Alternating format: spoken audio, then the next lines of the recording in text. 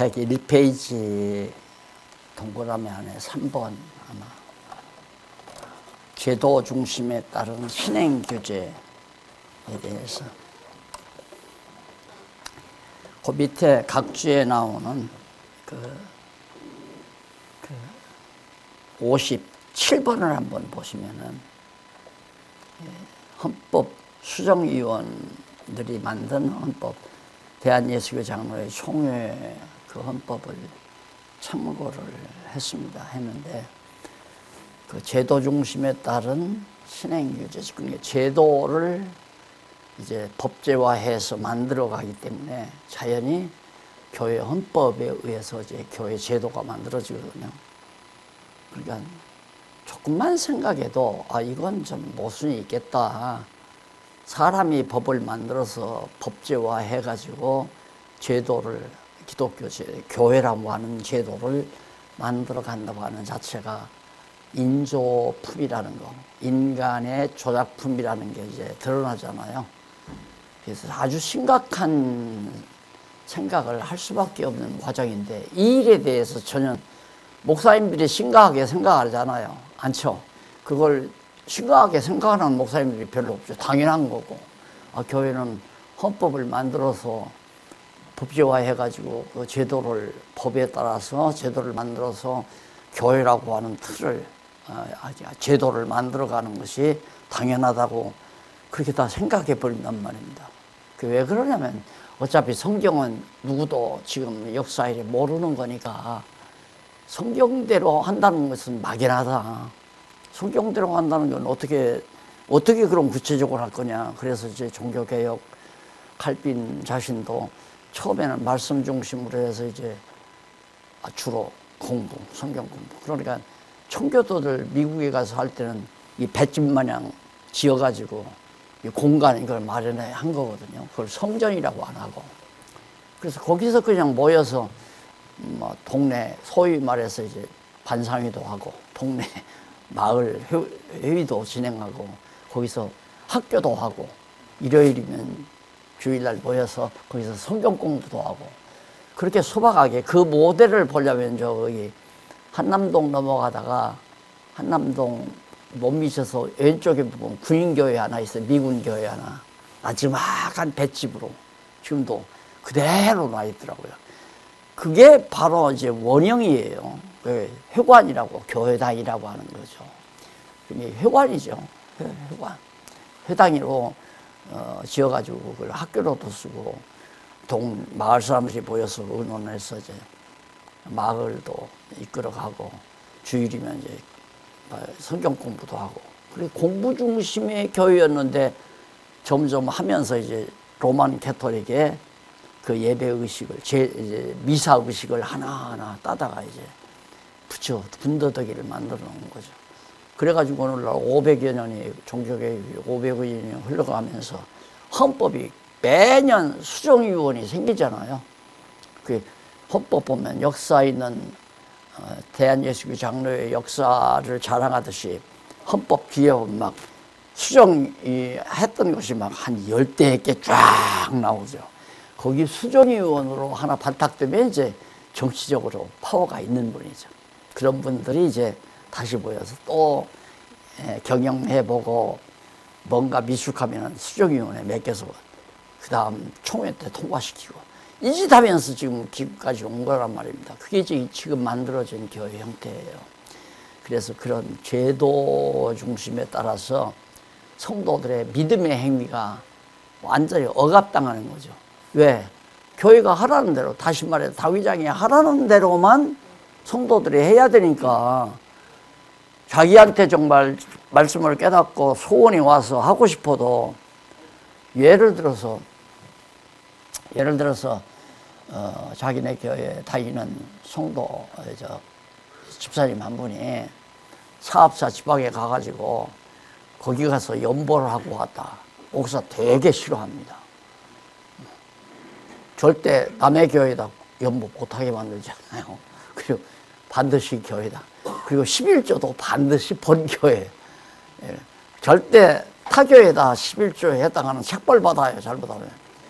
그런 식으로 교회가 정말 난립되다 보니까 오늘날 인조교회죠. 사람들이 만들어낸 교회.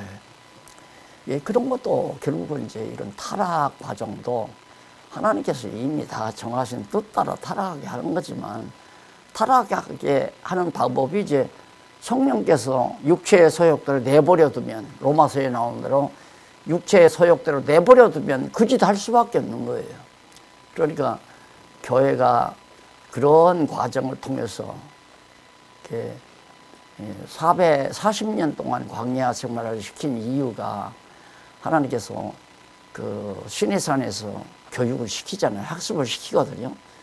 그 10계명, 계명까지 다 글로 써서 이제 학습을 시킨 다음에 그걸 실습을 시키야 하니까 학습하고 실습하는 기간이 40년이에요. 그런데 지금 500년 지났으니까 10번은 하나님께서 실습을 시켜야 할 거 아니에요.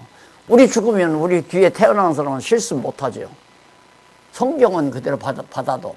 그러니까 성경 내용도 학습을 안 하면 모르는 데다가, 성경 모르고 그냥 또 지나가니까 그냥 또 계속해서 부패해지는 거란 말입니다.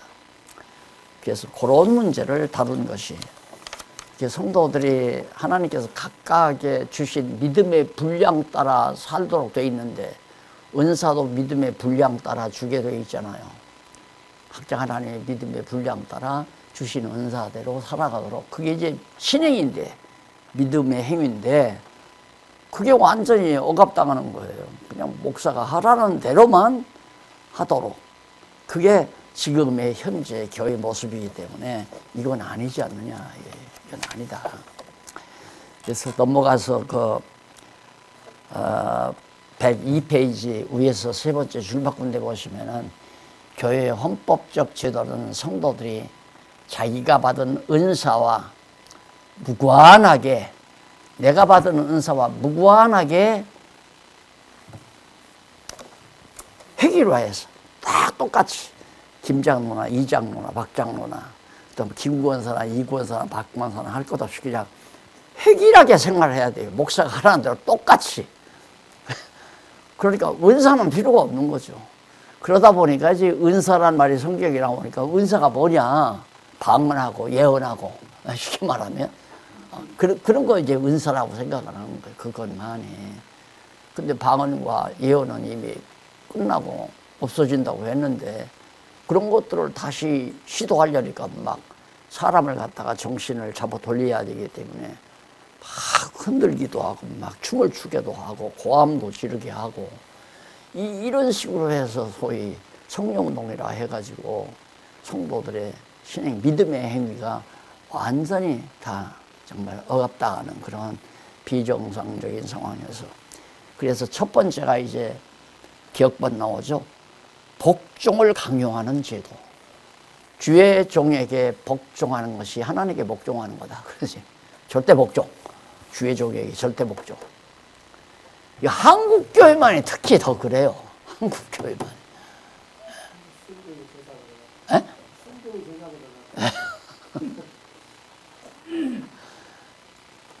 그게 어디 있어요? 주의 종에게 절대 복종해야 한다. 목사님의 말씀을 거역하는 거, 하나님 말씀 거역하는 거다. 목사님들이 이제 정신 차리고 보니까 좀 웃음이 나오잖아요. 참. 근데 지금 만연돼 있단 말이다. 만연이 돼 있어요. 그러니 이걸 내가 그걸 고친다고 그러는 건데 상상이 안 되는 거죠. 그러니까 글이라도 써서 아니다 하고 남겨놓고 죽는 거죠. 이제 누군들이라도 때문에 하나님께서 역사에서 이제 하나하나 고쳐갈 수 있게 하겠지만, 두 번째가 성도를 통제하는 제도. 성도를 완전히 획일화 시켜가지고 이 통제, 전부 다 통제하는. 예, 완전히 당연하죠. 권력자가 복종시켜야 되고 내 말 잘 들어야 되고, 내가 권력을 가지고 있으면 내가 통제를, 저 사람을 통제를 해야 되고, 가라 가지 말라, 집 사라 사지 말라, 그거 다 통제하잖아요. 목사님한테 가서 기도받고 집도 사고 또 목사님한테 물어보고 집을 동쪽에다 사야 됩니까? 서쪽에다 사야 됩니까? 그런 경우까지 나오잖아요. 목사님한테 듣고 어떻게 아달이 돼서 떼부자가 되면 이제 그대로 완전히 정말 주의 종의 말을 순종해서 내가 복받았다 이렇게 돼.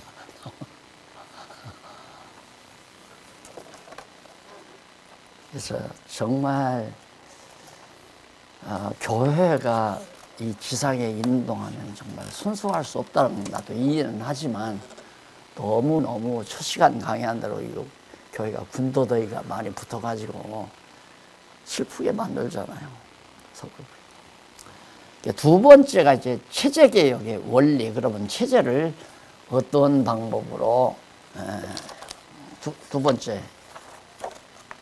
아까는 첫 번째 나오는 이제 체제개혁의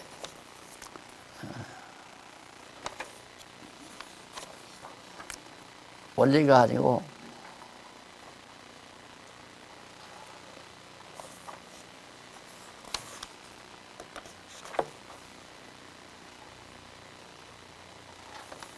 체제개혁하고 첫 번째가 이제 체제개혁의 당면 문제의식을 우리가 지금까지 살펴봤잖아요. 오늘 이 시간까지. 정말 교회 체제에 어떤 문제가 있는가, 역시 당면한 문제가 무엇이 있는가를 먼저 살펴본 다음에 그 다음 어떻게 그러면 어떤 원리에 의해서 교회 체제가 바뀌어져야 되느냐, 개혁이 돼야 되느냐 하는 문제가 이제 한쪽 가로 2번에 2번에 나옵니다. 2번에서 104페이지에 나오는데 거기서 서론적으로 우리 한번 살펴보면은 첫 번째 문단에 개신교의 체제개혁은 이미 정해진 원리의 근거를 두고 이루어지는 것이 특징이다. 세속적인 국가나 사회단체의 체제개혁은 지도자나 선각자가 주관적인 계획이나 이상에 따라 체제를 새롭게 만들어 고치는 것이다. 그러니까 처음에 내가 이 교회 개혁론을 주니까 그건 목사님, 박목사님 이상이다라고 그러더라고요. 이상. 그건 박목사님 이상이라고. 그러니까 맞아요. 그냥 개혁이란 말은 어떤 선각자가 깨닫고 이렇게 해야 한다고 막 선동을 해가지고 이제 뒤집어 엎는 거 아니에요. 그렇듯이 박목사님이 지금 내가 교회 개혁을 주관하는 건 목사님의 개인적인 하나의 이상이지. 그래서 내가 당장 목사님 저 이상, 그런 이상이 어디서 나옵니까? 나는 그런 머리가 없어요. 그 성경 안에 전부 성경에 근거되어 있지 않느냐고. 그래서 여기 64번 한번 보십시다. 거기 각주에 마태복음 7장 24절 그러므로 누구든지 나의 이 말을 듣고 행하는 자는 그 집을 반석 위에 지은 지혜로운 사람 같으리니 또 16장 18절에도 또 내가 내게 이르노니 너는 베드로라 내가 이 반석 위에 내 교회를 세우리라. 결국은 교회라고 하는 것은 반석 위에 세워지는 교회여야 되는데 목사님들 장로님들이 모여서 총회에서 결정해 가지고 만든 헌법 위에다가 교회를 세우는 거, 교회 체제를 갖추는 거 아니에요. 그러니까 얼마나 교회가 빗나가 있는가를 알 수가 있죠. 성경이지 절대 그 제 이상이 아닙니다. 일반학적으로는 그 목사님이 맞는 얘기예요. 그 교회 개혁론 보니까 박 목사님 이상이지 그건. 그래서 목사님 제 이상 아니에요. 그 성경 근거 전부 매 문장마다 다 나왔지 않습니까? 성경이지 그 제 개인의 이상이 아닙니다. 두 번째 문제는 하나님께서 영원하신 하나님의 나라를 피조 세계를 통해 계시하시는 것이 바로 지상에 세워진 교회다. 그 교회란 뭐냐? 교회란 하나님께서 영원한 하나님의 나라를 세웠잖아요. 천국을 세웠단 말입니다. 그것을 지상의 이 시간세계, 계시세계에다가 하나님의 나라를 계시하는 거죠. 이게 순수한 교회는 하나님의 나라랑 똑같이 되는 거예요. 그러나 육신을 가지고 있는 한 순수할 수가 없죠. 인간이 목사도 성도도 장로님도 누구도 육신을 가지고 있는 한 자꾸만 육체의 소욕이 작용하니까 천국의 하나님의 나라처럼, 영원한 하나님의 나라처럼 그렇게 깨끗하고 순수할 수는 없어요. 다만 바울이 말하는 대로 다 이룬 것도 아니고 다 이루었담도 아니라 그 온전한 것을 향해서 지금 계속해서 성장해 가는 것뿐이지, 우리는 과정이지. 그러니까 너무 빗나간 것은 아니다라고 하고 이것은 옳다라고 말하는 얘기가 그거거든요. 예. 아직 우리가 못하지만은 이렇게 되어지는 것이 옳은 교회다.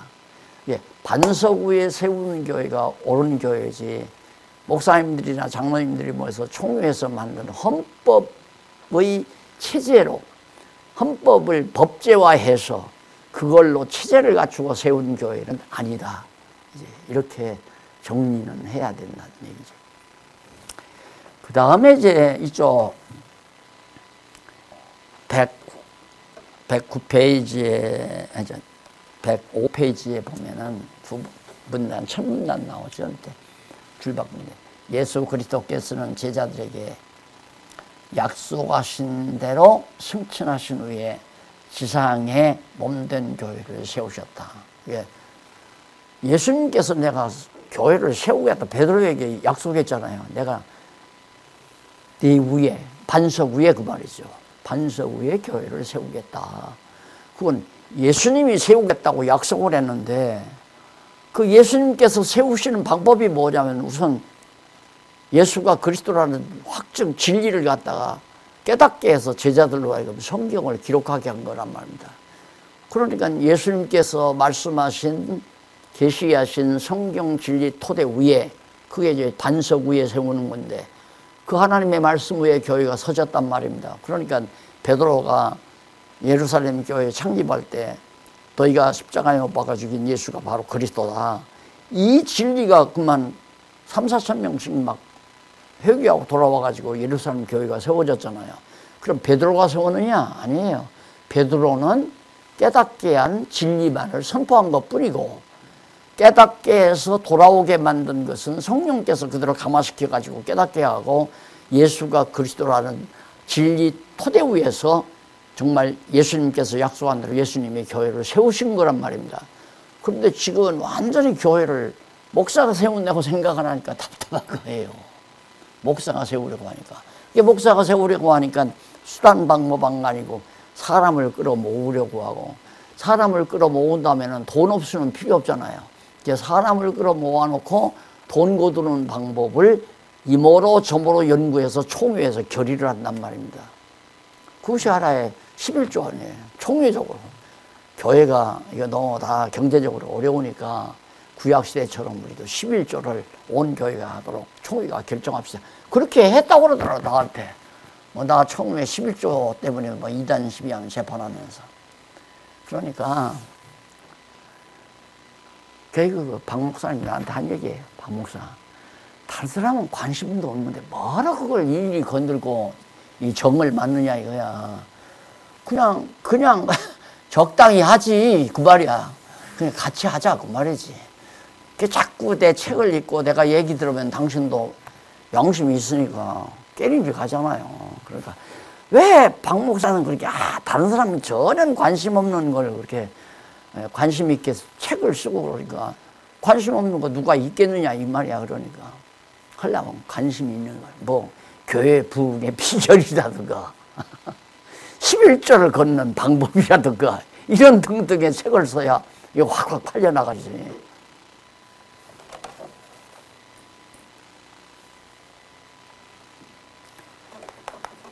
자, 그래서 이제 성령께서 교회를, 그러니까 예수 그리스도가 교회 머리 되신 그리스도가 성령을 보내서 성령의 감화로, 성령의 교통하심을 통하여 교회를 세운다. 어떻게? 말씀 토대 위에, 예수가 그리스도라는 진리의 말씀 반석 위에 교회를 세운다. 이게 변치가 없는 진리란 말입니다. 이게 기본이에요. 가장 순수한 기본. 그러니까 성령이 얼마나 중요한 역할을 해요. 교회를 세워서 하나님 살아계시고 여호와 하나님이 살아계셔서 역사와 우주, 인생의 생사화목 다 주관하시고, 그리고 정말 그분이 5대 속성을 가지고 영광을 선포하시는 분이라는 게 확실히, 그러니까 예수님께서 교회를 세우는 것 이 자체가, 그러니까 나는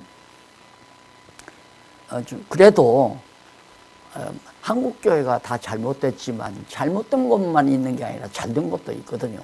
하나님께 칭찬받을 것도. 왜냐하면 한국 교회는 아직은 성경 이렇게 들이대면 수긍을 해요.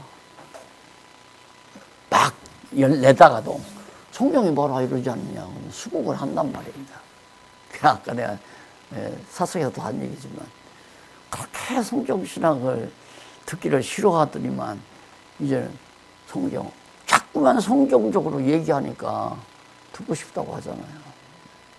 그러니까 이게 섞지 말고, 나는 그 말에 섞지 말고 그냥 순수하게 성경은 자꾸 얘기를 해야 직접 목사님 아마 들으셨을 거야. 그 신학대학원 대학에서 강의할 때 거의 침례계 목사들이 거의 다 알아. 내가 성경 얘기할 때 세례라고 하려면 침례 그러고 대답한다. 앉아서 침례. 목사님 내가 개혁 성경에 세례로 나오니까 세례 요한이 침례 요한. 아주 고약한 덩치 큰 친구가 하나 있어요. 그래서 다 알아요.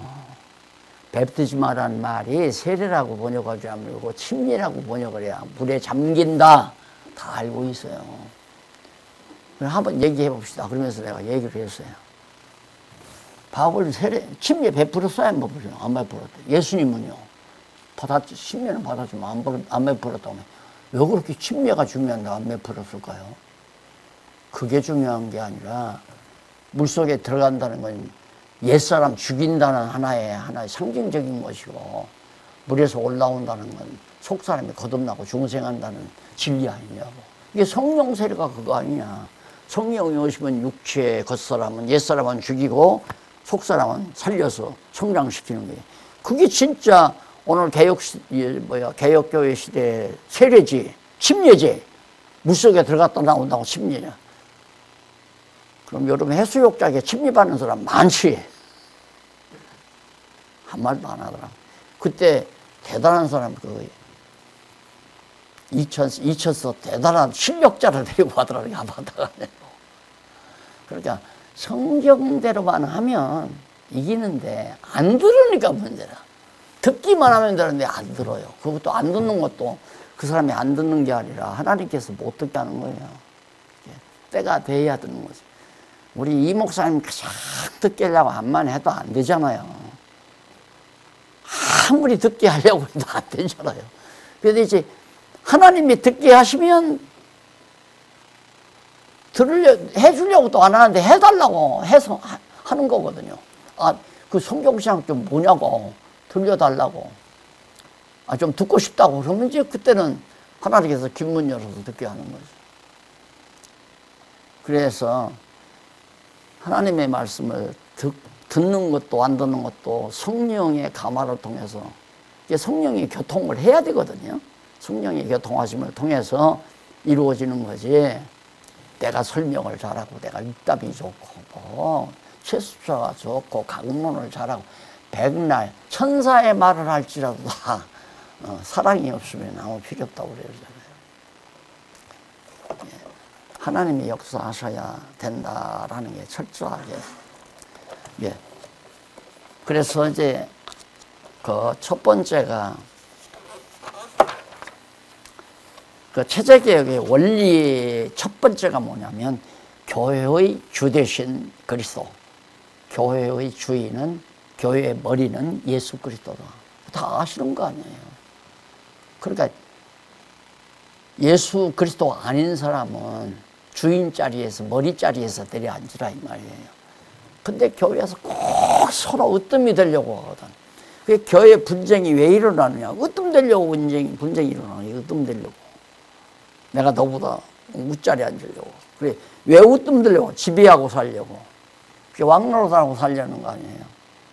에덴 동산에 하와가 선악을 알게 하는 과일 따먹어. 너 그거 먹는 날이 바로 하나님 같이 되니까 하나님이 못 닦게 한 거다 그러니까 하나님과 같이? 야, 그러면 내가 하나님과 같이 돼야지.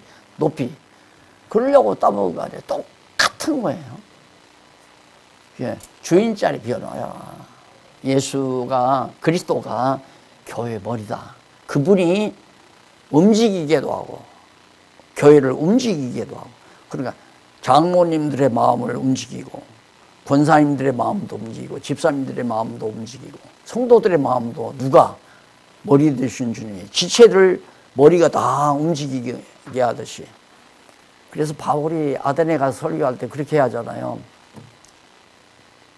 우리가 그를 힘입어, 그 하나님을, 천지와 만물을 창조하신 하나님, 그 하나님을 힘입어 이렇게 살아있기도 하고 살고 기동하며 움직인다 이거죠. 그러니까 손가락 지금 움직이고 걸어가고 하는 게 우리는 자꾸 내가 걸어간다고 생각하는 거예요.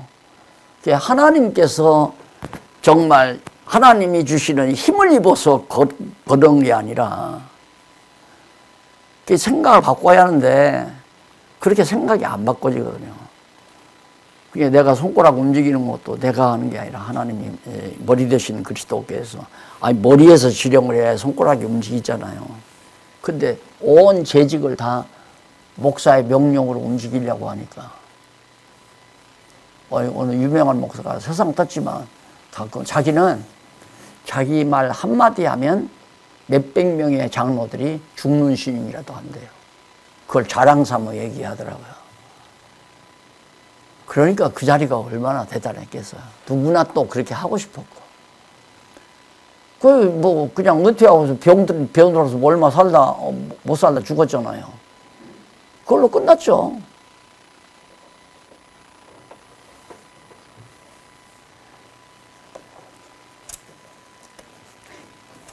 그래서 교회 주되신 그리스도의 이 소주제를 보면 그리스도와 연합된 교회다. 그게 머리 대신 그리스도와 연합이 되어 있다. 그러니까 머리는 몸이 필요한 거고 몸은 머리가 필요한 거죠. 거기에서 중요한 것이 머리 아니에요. 그러니까 교회는 반드시 예수 그리스도가 머리 자리에, 우두머리 자리에 앉아야, 그래야 당신의 여긴 성령을 보내서 교회를 치리하는 거란 말입니다. 그래서 연합된, 그리스도와 연합된 너무 잘 아시는 내용이니까.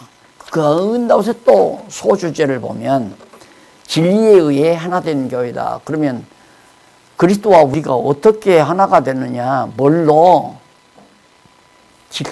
진리에 의해서. 그러니까 그리스도가 진리 아니에요. 그러니까 예수 그리스도가 가지고 머리를 가지고 계신데 그 머리에 있는 모든 아는 것과 믿는 것이 성도들에게도 똑같아져 버린다 이 말이에요. 그러니까 믿는 것과 아는 것으로 성령께서 하나 되게 한다. 예, 성령이 믿는 것과 아는 일에 하나 되게 한다. 이게 이제 교회를 이루는 가장 중요한 핵심 내용이거든요. 그러니까 우리는 보통 그잖아요. 그냥 저 장로님도 내 마음하고 같아졌으면 좋겠고, 저 권사님도 내 마음하고 같아졌으면 좋겠고, 그리고 내가 원하는 대로 저 장로님이 움직여주고 내가 원하는 대로 저 권사님이나 집사님이 움직여주면 얼마나 좋을까. 항상 목표를 그렇게 두고 하니까 교회가 점점 인위적인 방법으로 만들어지는 거죠. 그러니까 하나님께서는 그렇게 깨닫지 못하게 해서 그런 생각을 자꾸 하게 만드니까 그렇게 해서 결국은 난리 교회를 한바탕 이렇게 그냥 곤도박질 시키고 하나님 역사에서 그거 아니다라는 걸 깨닫게 하잖아요. 그거 아니다. 이제는 자 오순절 신앙은 아니다. 그래서 지금 현재 순복음교회 담임 목사가 이 장로교, 원래 장로교 충신을 했다던가 그 목사가 장로교 신학을 했대요. 그래가지고 장로교 신학 쪽으로 지금 전향을 하려고 하는데 그 교단이 있고 여지껏 해온 것도 있고 근데 안 되잖아요. 오순절 그 순복음 그 교리가 아니라는 거 아니까 그러는 거거든요. 왜 조용기 목사 때는 되더니만 지금은 안 돼? 그래. 그때는 그렇게 잘 되더니만. 예.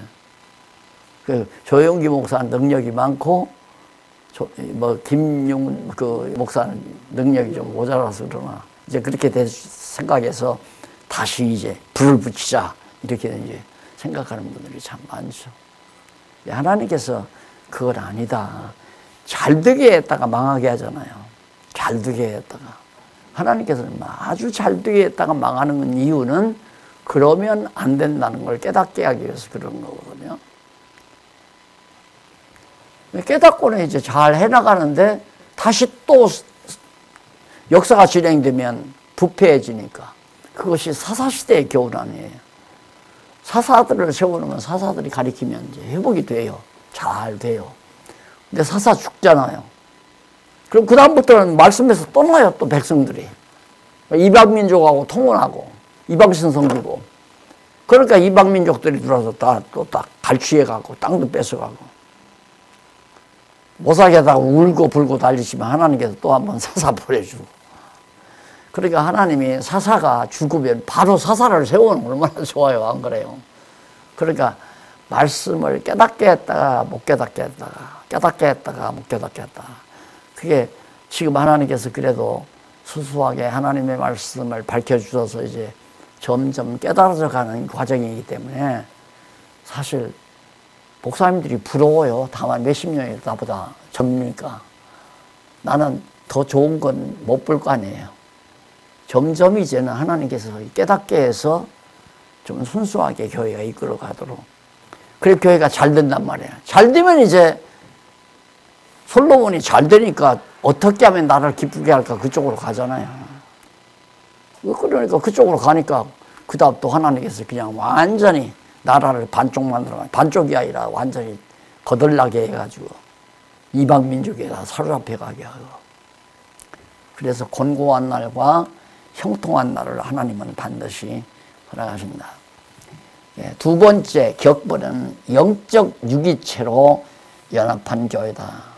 그러니까 우리는 뭐 하나 됐다고 해서 맨날 뭐 그냥 한 집에서 살아야 되고 그냥 항상 같이 만나서 차도 마시고 같이 만나서 뭐 껴안고 있어야 되고 그거 아니잖아요. 한 몸이 됐다고 하는 것은 영적으로 우리 거듭나고 중생한 속사람의 그 신령한 몸이 바로 그 유기체 역할을 한다. 그러니까 하나님 예수님께서도 성령을 보내주셔가지고 목사님들 안에서 역사하는 성령이 내 안에서도 역사하니까 그 유기적인 일체가 된 거죠. 이제 성령 감화가 같이 오게 되면 같은 생각을 하게 되고 같이 믿고 같이 기뻐하고 이렇게 이루어져 간단 말입니다. 그래서 그걸 영적 신령한 유기체다 그렇게 나오는 거예요. 유기체. 유기체라는 게 이게 유기체 아니에요. 육신적으로는 이게 유기체죠. 서로 다 연결돼 가지고 이제 몸을 이루는 건데 육신의 유기체가 아니라 영적인 유기체다. 그런데 이런 사실을 모르니까 저기 지금 오늘 뭐 아마 손님이 온다는데 내가 예감은 뭐 인도에서 온 선교사님 모신다는 얘기 아니야 혹시? 오늘 뭐 손님 온다고 나 맞아요? 예. 그 인도에 계신 선교사님이 나는 지금 김장로면 얼굴 이걸 잘 아시더라고요. 근데 나는 지금 착각하고 있나 궁금해요. 지금 보면 확인하려고 그래요. 이렇게 몰라도 마음만은 유기적인 관계를 지니고 있는 거예요. 벌써 그 양반 뭐 힌디어로 번역을 했지 영문으로 번역해서 책을 가지고 온대요. 그 번역된 책을. 그게 나는 얼마나 이게 귀한 일입니까? 인도에 15억 인구가 살고 있는데 거기에 택한 백성이 100명이 있는지 1000명이 있는지 10,000명이 있는지 우리는 모르잖아요. 하나님께서 그들을 위해서 벌써 역사해가지고 항상 소원이 이게 각국의 나라 언어로 좀 번역이 되면 했는데 뭐 돈 한두 푼 가지고 돈 가지고 그냥 못하잖아요. 근데 이 양반이 깨닫고는 이거 귀하다 해가지고 당신이 번역을 했으니까 한 마음 한 뜻 아니에요? 이제 성령이 역사하는 거란 얘기예요. 그게 신령한 유기체다 그 말이죠. 그런데 우리는 이렇게 겨놓고 교적부 만들어 놓고 당신 등록해. 등록하고 교회로 세례 줘. 그러면 너는 당신은 나한테 세례 받았으니까 죽는 날까지 내 밑에서 집사 노릇하면서 봉사해야 돼. 그게 목회 아니에요.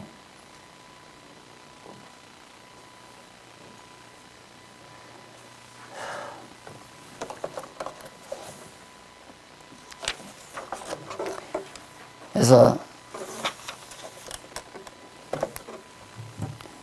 두 번째는 동그라미 안에 두 번째.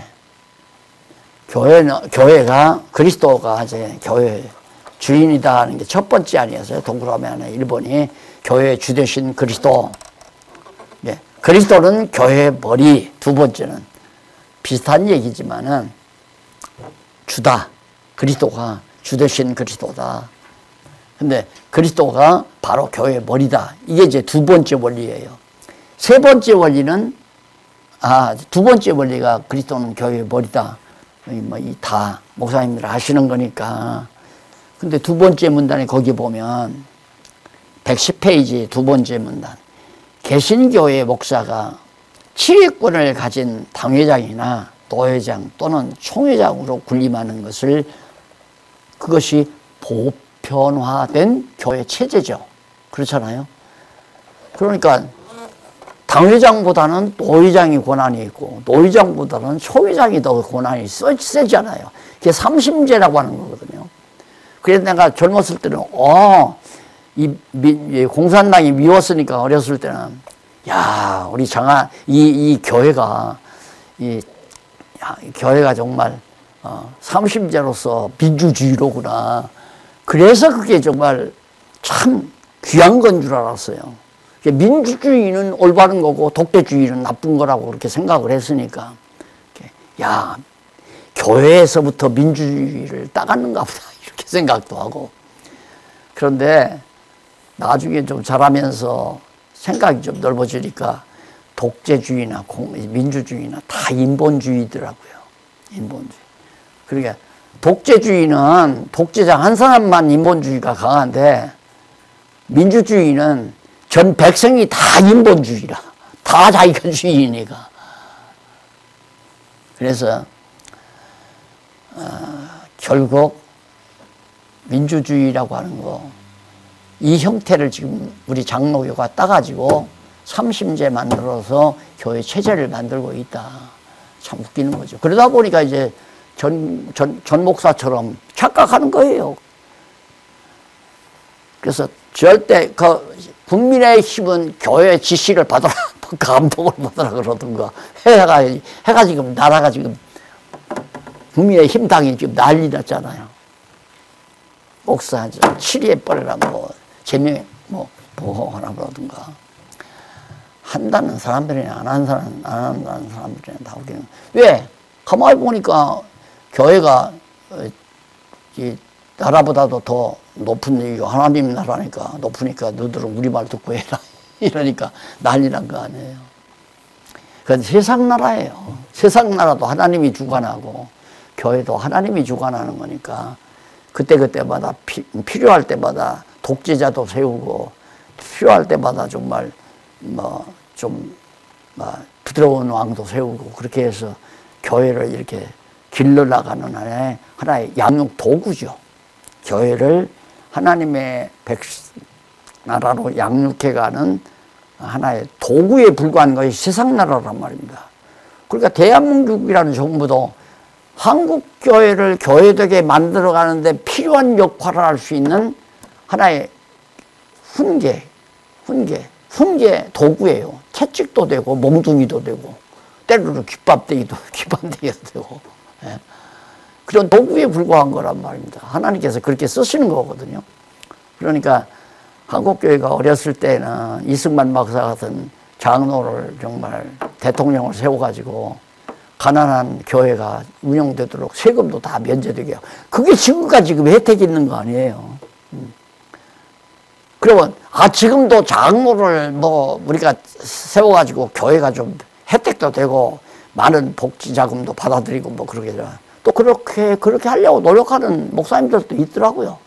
그렇게 해서 정치를 해서 헌법, 복지, 교회. 왜 불교는 도와주면서 우리는 안 도와주느냐, 이래가면서 이제 하는데, 다 하나님이 그거 다 조종한다는 것을 모르니까 인간 방법으로 하다 보니까 목사가 정치도 하려고 그러고 정치도 간섭하려고 하다 보니까 이제 충돌이 일어나고 그러는데, 아, 하나님이 저런 사람을 시켜서 교회를 괴롭히는구나.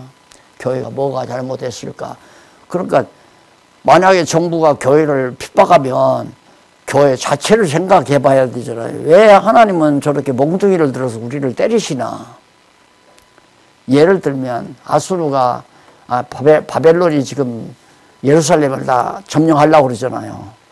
그런데 마지막 시드기야 왕이 저 세상 나라 저놈 새끼들이 왜 하나님의 백성을 왜 멸망시키려고 하나. 저거 가만 놔둬서는 안 되겠다. 그러면 안 되잖아요. 하나님이 바벨론 느부갓네살을 세워가지고 지금 유다 백성을 다 포로로 잡아가려고 계획 다 세워놓고서 아주 악랄하게 예루살렘에 와서 포위하고 그러는데 거기 부딪힌다고 해서 이겨먹을 거요? 못 이겨먹는 거죠. 근데 제일로 지금 착각하는 게 뭐냐면 에스더가 죽으면 죽으리다 뭐 하고 민족을 위해서 기도를 했다. 이제 민족을 위해서 살았다. 유관순과 비유를 해가지고 이제 그렇게 자꾸 생각을 하거든요. 근데 에스더는 민족이라고 하는 건 유대민족이니까 그거 교회에 해당되는 거예요. 지금 신약교회에 해당되는 거. 택한 민족이니까. 우리는 택한 백성의 나라가 교회고. 그리고 그 아하수에르의 나라는 그건 세상 나라란 말입니다. 세상 나라. 그러니까 하나님께서 바벨론은 세상 나라, 느부갓네살도 세상 나라고 아하수에르도 세상 나라 군왕이고 그거 다 하나님이 다 세운 거 아니에요. 왜? 하나님의 백성들 80년 동안 이제 포로 생활 시키면서 70년 포로 생활 시키면서 곤욕 치르게 하셔요. 그러니까 세상 정부와 교회가 싸우는 게 아니에요. 싸울 대상이 안 돼. 아니 아버지가 회초리 들고 아버지가 회초리 들고 아들을 훈계하는데 아들놈이 회초리하고 싸워서 될 일이냐 이거예요. 회초리하고 싸우려고 그러는 거나 아버지하고 싸우려고 그러는 거나 똑같지. 이렇게 정확하게 국가와 종교와의 관계를 확실하게 깨닫고 있으면 저런 어리석은 일을 할 필요가 없는데, 윤석열을 세우신 분도 하나님이고, 뭐 예를 들어서 김정은이 세우신 분도 하나님이 세워놨는데 그걸 누가 어떻게 무너뜨리냐고. 절대로 공산화되면 안 된다고 그러는데 공산화 되고 안 되는 게 우리 마음대로 되고 안 되나. 한국이 이대로 가면 공산화 시키죠. 그래 하나님께서 그래도 한국교회 불쌍히 여기 있어서 지금 그래도 우리 목사님들이 이렇게 성경을 공부할 수 있다는 게 너무 놀라. 저는 그게 한국의 소망이라고 생각해요. 한국교회 소망이라고. 목사님들이 성경 공부하는 게. 그래서 교회는, 그리스도는 교회의 창립자다. 맞아. 이게 교회의 머리가 되시고 또 그리스도가 머리인데 머리가 교회를 창립했고 두 번째는 그리스도는 교회의 통치자고 창립해서 교회를 다스리신다. 맞잖아요. 이거 아마 부정할 목사님들은 아무도 없을 거예요. 그런데 이제 토를 달죠. 그렇지만 우리 육신이 있는 한 하나님께서 목사를 세워서 교회를 다스린다 이렇게 나오는. 그럼 성령은 뭐하고? 성령은 가서 피곤하니까 주무시나?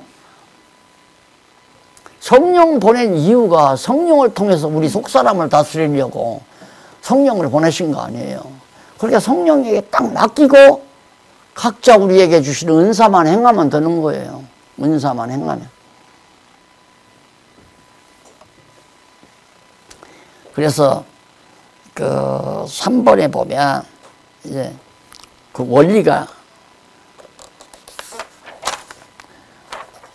두 번째가 이제 그리스도는 교회 머리고 그 다음 첫 번째는 그리스도가 교회의 주인이 되신다.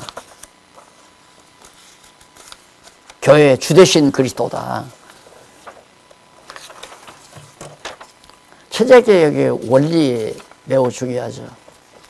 주인이시고 머리시고 그다음 머리시고 그다음 마지막에 세 번째가 이제 교회의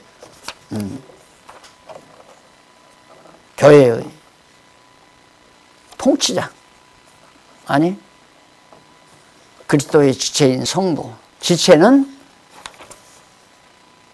맞아요. 그리스도는 교회의 머리고 지체는 그리스도의 지체인 성도. 그리스도가 주, 그리스도가 머리, 지체는 성도. 이 원리에 의해서 체제가 바뀌어져야 된다. 개혁이 돼야 된다. 그 그리스도의 지체라고 하는 건 너무 분명하잖아요. 격벌에 그리스도는 성도의 주권자, 성도들을 다스리는 주권자란 말입니다. 그리스도가. 그런데 주권자 역할을 목사님이 한다는 건 말이 안 되잖아요. 안수 받았으니까 대행 역할을 할 수 있다. 그 정권 대사라고 그러죠. 정권 대사. 정권을 인계받았다 이거예요, 목사. 그러니까 하여튼 목사에게 유리한 말은 다 갖다 만들어서 붙였단 말입니다. 그러니까 이런 강의를 하면 목사님들이 속상하니까 나가버리죠, 중간에. 근데 여기 목사님들이 안 나가시니까 참.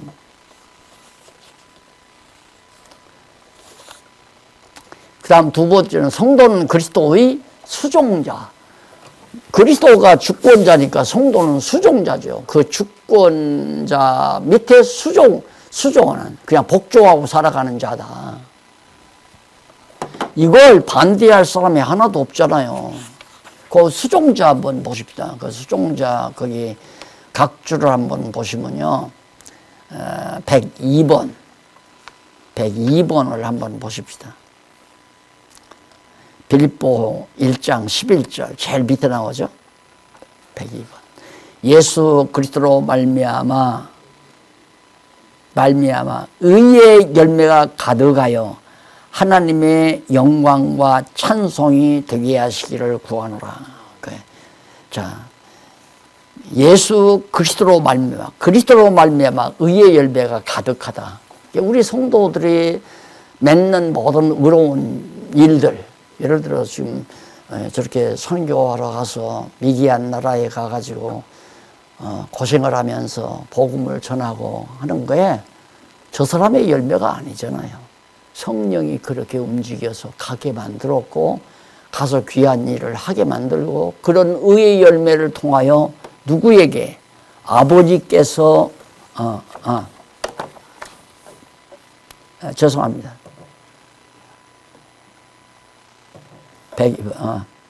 열매가 가득하여 하나님의 영광과 찬송이 되게.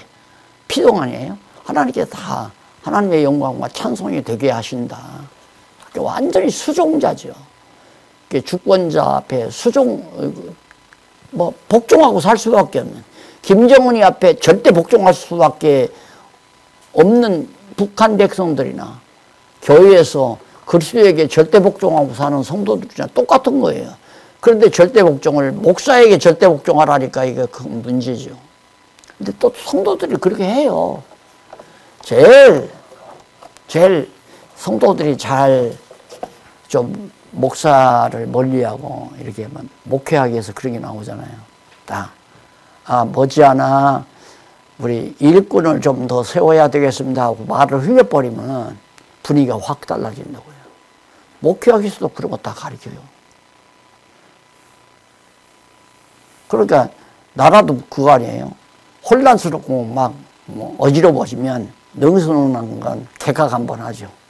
장관 한 5-6명 딱 개각 딱 선포하고 언제쯤 되는 대로 발표하겠습니다 하면 벌써 딱 잠잠해져.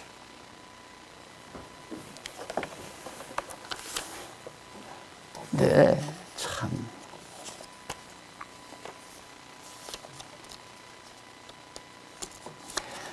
두 번째, 양쪽 가로 두 번째. 교회의 보혜사이신 성령. 그러니까 1번은 그 양쪽 가로 1번.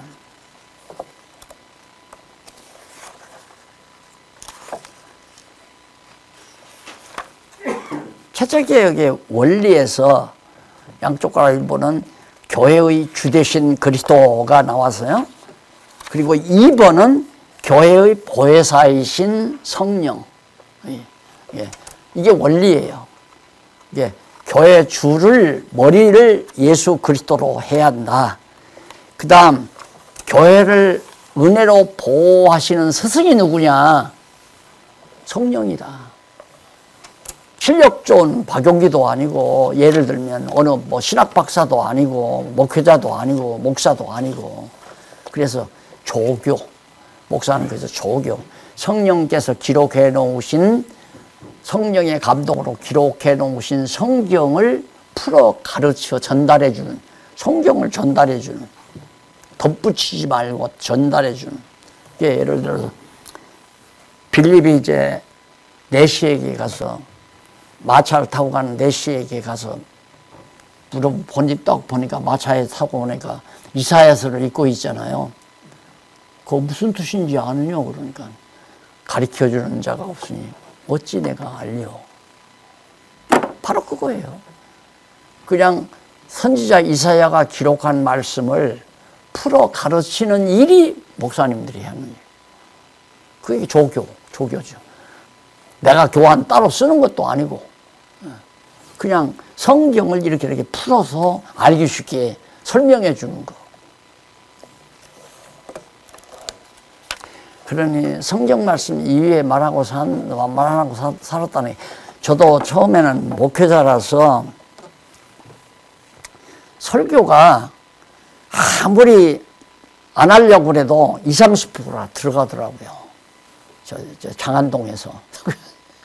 그때 또 그렇게 어리니까, 성도들이 어리니까 뭐 또 좀 한다고는 하지만, 이건 아닌데 빼도 그냥 돼요.